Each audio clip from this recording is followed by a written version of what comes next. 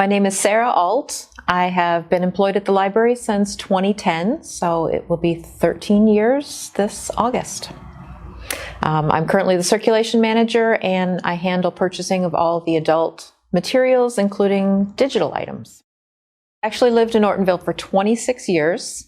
I've lived all over California, Stuttgart, Germany. I spent a year in England. And in all of the places I've lived, libraries were always pretty important. When we first came to Ortonville, we purchased a house, and the first thing we wanted to do was to get a library card. So we went to the library, which was a little tiny building. At the time, it was next to the old town hall. It was itty bitty, tiny.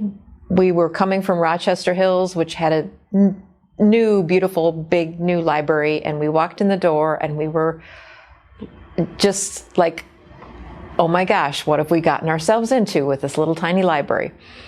We didn't know it at the time, but we would rapidly become very big library supporters.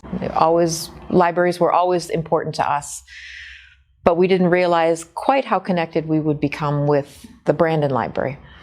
At the time, I didn't really know the future and, that I would end up working here.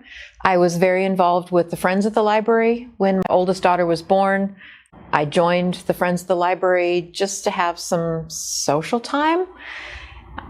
And I became quite involved with that organization. And when they broke ground for the new building, the Friends were invited to come and tour the construction site.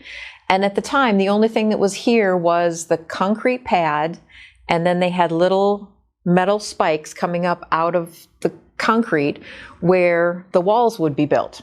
And I remember my daughter was in a little stroller, and we would all pick up her stroller and lift it over the walls into, this is going to be the conference room, and this is going to be Miss Fran's storytime room. And we were literally just picking up the stroller and lifting it over these non-existent walls.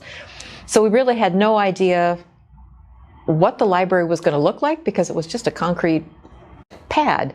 And then gradually the walls were built and the roof went on, and it really morphed into something much bigger than we ever imagined when we took that tour as the Friends group. There have been rooms shifted around. What was the director's office is now a meeting room. What was the board room is now the processing room. So those have been kind of minor changes.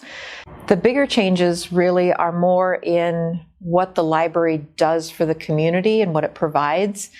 When I first started working here, the library was still very much book print oriented. People came, they checked out books, they took them home, they came, they read magazines. We had a few computers that people used, and they were used heavily because people didn't have access to internet at home. Or what they did have was the old-fashioned dial-up, which, took your landline out of commission while you did whatever you needed to do on the computer. And the change is now completely different than it was even 13 years ago when I first started. We don't have digital tapes, VHS. We've gone to CDs, and now we've even moved beyond the CDs, and we do streaming services and downloadable media. And it really is a very different future than what I expected 13 years ago.